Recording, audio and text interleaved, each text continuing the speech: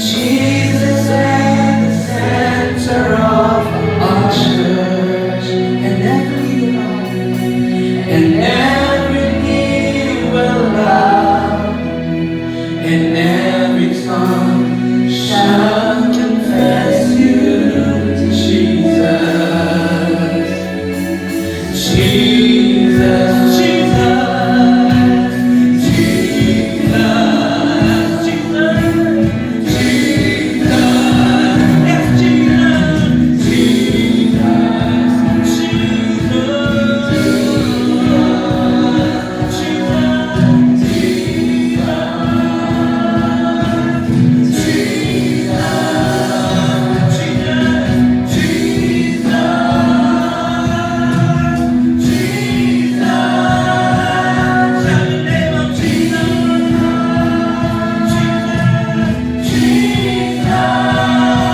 Jesus, yes, Jesus, who are here in Saudi Arabia, sa iba't ibang dako ng Saudi Arabia. Talaga namang yung words of wisdom na ibinibigay sa kanya ng Panginoon, no? He make it to a point to share it, to spread it, so that many of us will see the goodness of God and the glory of God na nakapaloob sa mga mensahe niya. That's why we are so blessed to introduce to you the CLSF IFP KSA Prayer Head Coordinator, the B1 Cell Church Spiritual and Prophetic Advisor, none other than Pastor Gary Mantay. Palakpakan mo natin ng Diyos sa buhay ko natin.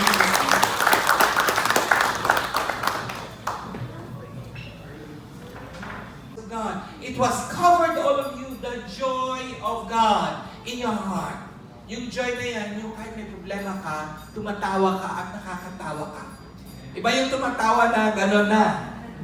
Pero iba yung may nararamdaman, may problema, pero meron pa din siyang smile sa kanyang puso. Ibang perspective po yun. Amen? Ibang outlook po yun. Ibang understanding yun about life. It's not just living in the natural. You live with God. You walk with God. You walk in faith.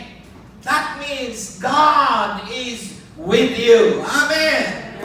Now, there is a power in favor. Let's go to the next. Everywhere you go, this favor, you will have an advantage. Numbers, sino ang nakapasok, and since it's 150 year celebration of their mall, Farsi Mall, you are the 150 who entered. And once you enter, you have a prize. Isang sakong bigas. You have an advantage if favor is with you. Now, who wants that advantage? Amen. And remember, nung time na nag-start ng mga credit card, mga ka-office namin, lahat sila kumuha ng credit card. Lord, Amen. So you have to do it. God bless you. God bless you.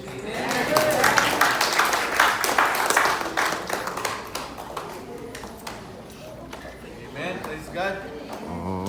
Father, we thank you and we praise you, Father God. Bless these elements, Lord, the bread that symbolize the body of Christ and the juice that symbolize, Father God, the blood of our Lord Jesus Christ. Lord, we thank you and we praise you, O Lord, and Lord, this represents, Father God, ng iyong pagpapala that as we partake this, we already claim, Lord, whatever we proclaim this morning about favor, this afternoon about favor. Father, we thank you and we praise you in Jesus' name. Amen. So, why Abang-Ili Distribute po? Pwede po ba natin basahin yung John 3 verse 14 to 16?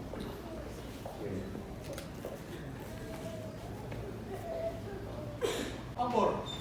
Ano ba yung pabor? Sabi ko nga kay Gary kanina, sabi ko kaya favor pala sa countries, magkapare, halos magkaparehas na. Hindi mo siya ma-interchange. So, favor, ibig sabihin ay andun yung approval, andun yung support, at hindi nga yun, preferential treatment. Ibig sabihin, when we are favored by the Lord, andun yung preferential treatment sa atin. Ano ba yung preferential treatment?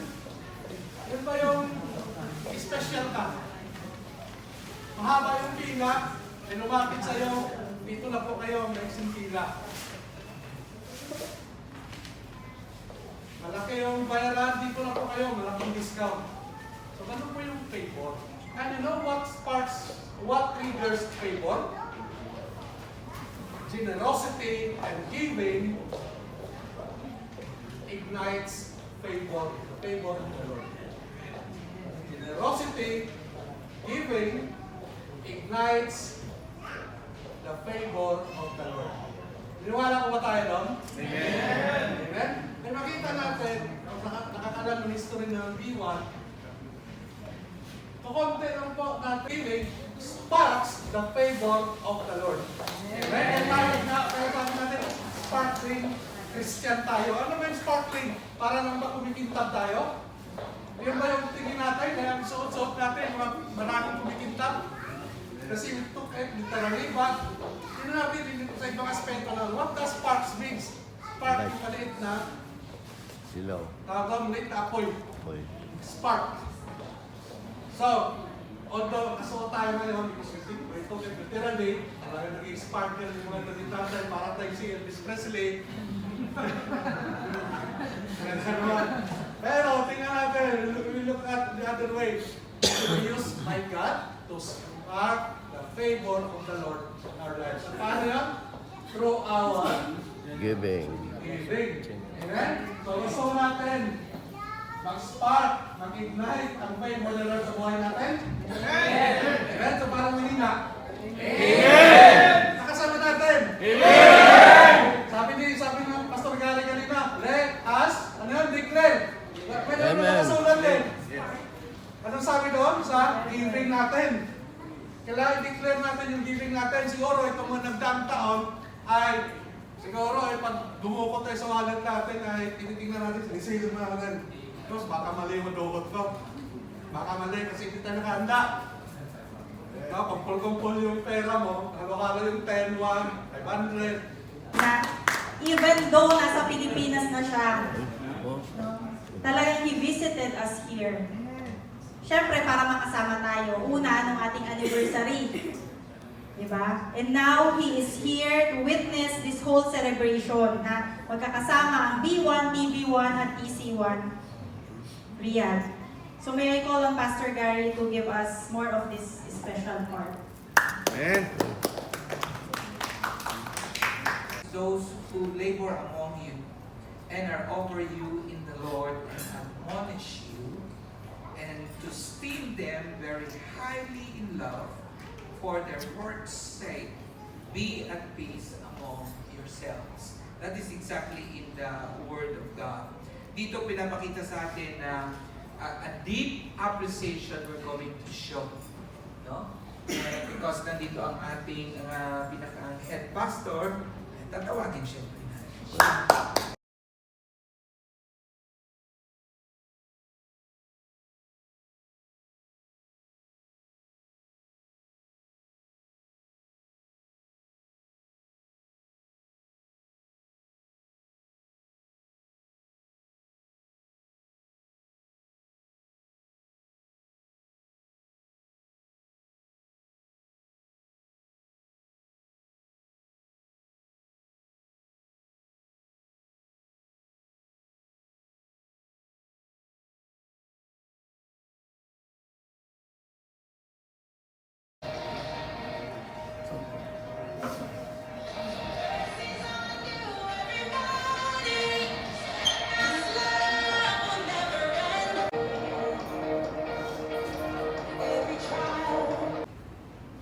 Nag-giveaway na po sila kasi sabi mo na sila. Of course, sila masulat na yan. Alam naman natin yan.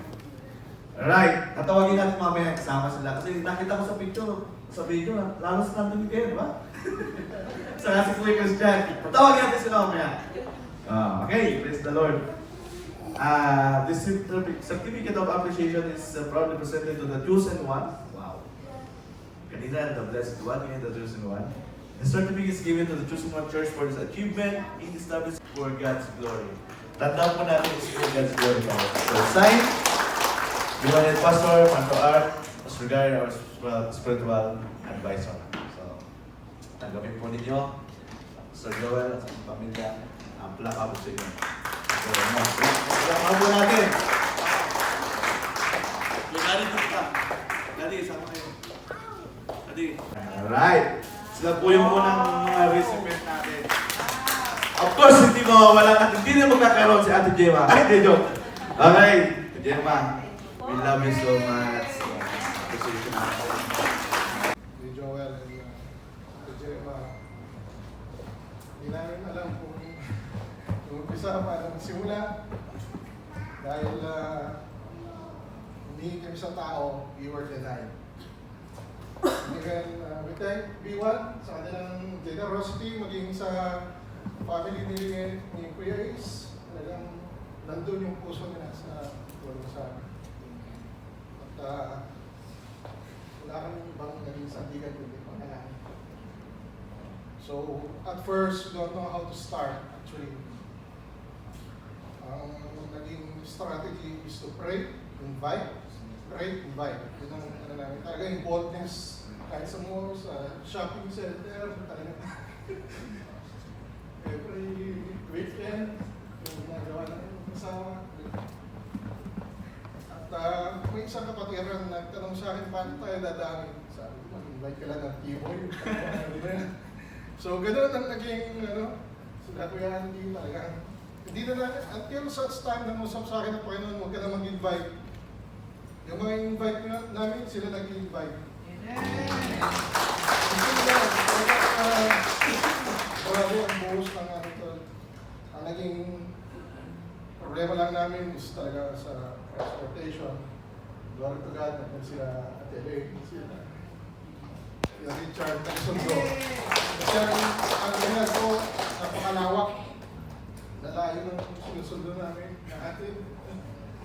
Natatapos ko hanggang 1:30 ng madaling araw natin sa mga nakatira sa laki ng Maria. Actually, yung endorse ko sa amin ni Kuya Lloyd, actually wala lang Kuya Eddie, pero yung way, iba yung way kasi sobrang layo ng way nila. But glory to God, kasi makakasama namin sila. So, ang harvest sa Riyadh talaga, marami. God bless sila dahil sa God. Ang kulang lang talaga is worker, talagang transportation. Kailangan talagang nandun ang heart desire lang talagang matuto at mag-invite. Kahit malalayo ang lugar kaya sila, Petrones, Kuya Tagarimay, si Tony, Generous, manager ng PC1, si Ate Hazel. In their lives, talagang ang kabutihan ng Panginoon ay talagang nandun ang pag-asa ng pagpapala.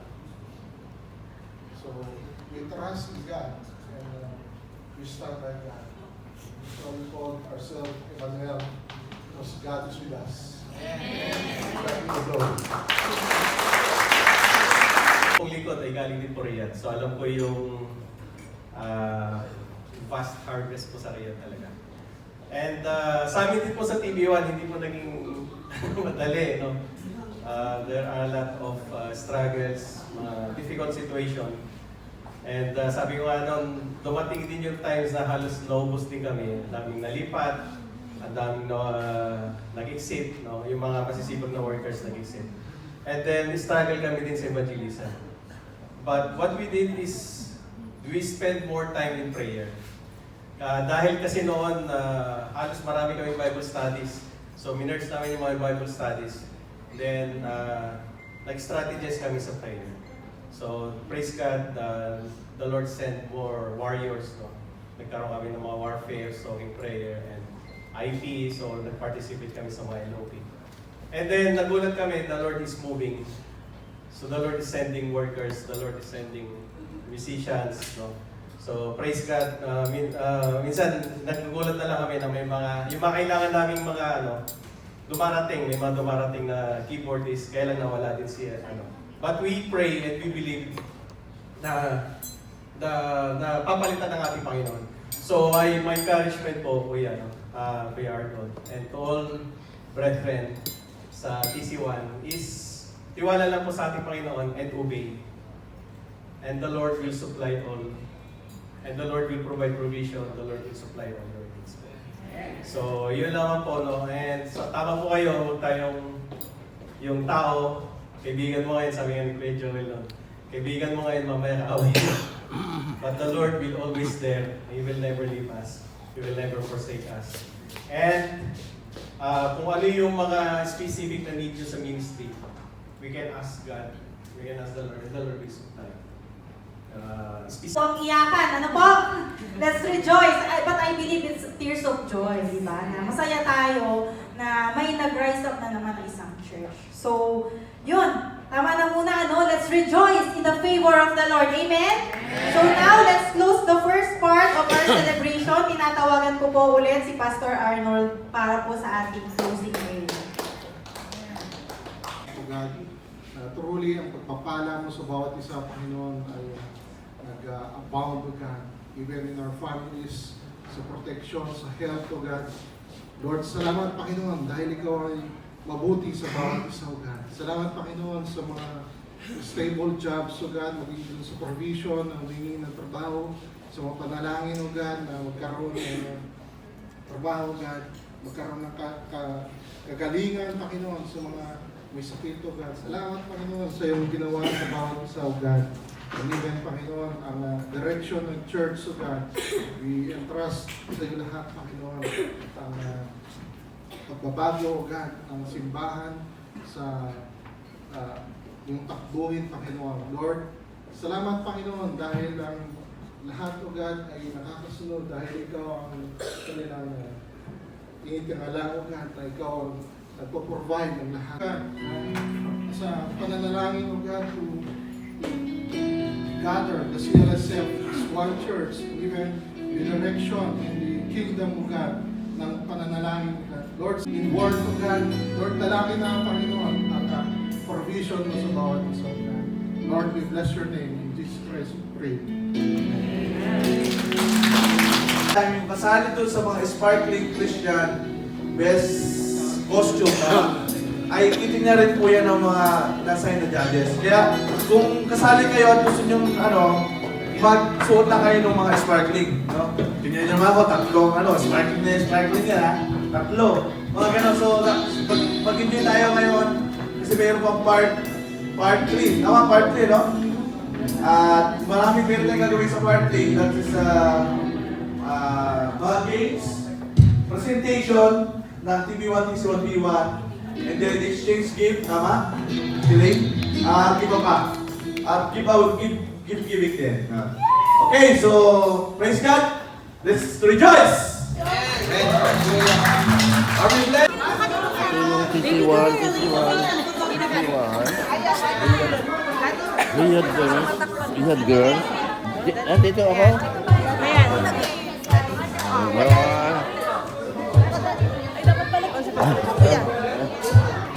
Sabi tayo. Kuya Joel.